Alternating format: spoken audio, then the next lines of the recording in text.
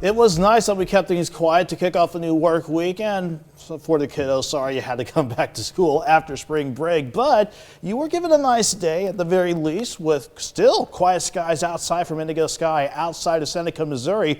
That's what allowed temperatures throughout the entire day to go from the lower 40s this morning and into the upper 60s and lower 70s for some. And that's certainly a lot better than the upper 50s to near 60 that we had to wrap up yesterday and the past weekend with. As far as where we sit right now, though, 7th and range line, we're still looking good. Quiet skies up top, 57 and job with an east breeze of 15. Gusts trying to pick back up, sitting at 23 miles per hour. And that's pretty much the same case for the entire region. It's keeping many of us still mainly in the 50s to about the lower 60s, certainly as we work toward Independence, Welsh, Nowata, Veneta, and down toward Grand Lake. And as long as this east and eventually southeast breeze stays in place, then picking up a bit throughout the overnight, we'll only drop back into a good number of us in the 50s this time around, so not quite as cool as we get your Tuesday morning started. We kept skies mostly sunny all day long, mostly clear skies for much of this evening, but you can certainly see the clouds building and eager to work back in as we go throughout the course of the night. That's in response to a warm front that will come on through first. Doesn't do anything in terms of threatening weather during the day tomorrow, but this will make sure we go into the 70s for highs.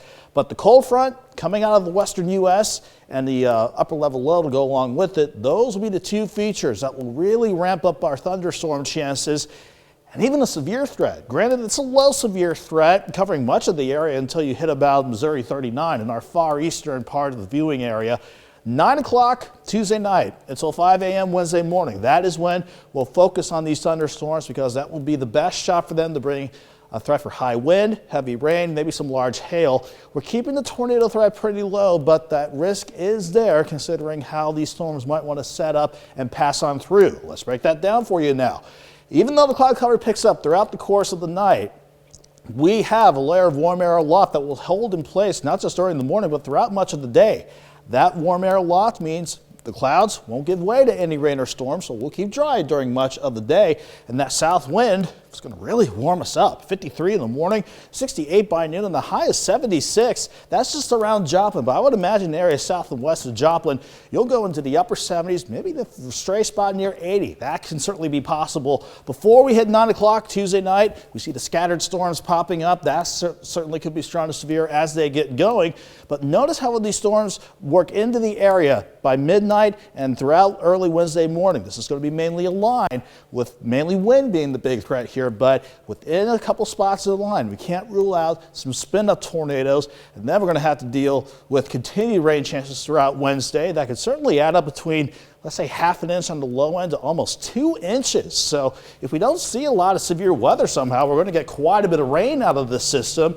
Not to mention the drop in temperatures on Wednesday. 76 for tomorrow, 68 early morning highs down. Then we'll drop into the 40s throughout the day on Wednesday. Minor rain chances Thursday and even into Friday and Saturday, but the bulk of this weekend is looking dry.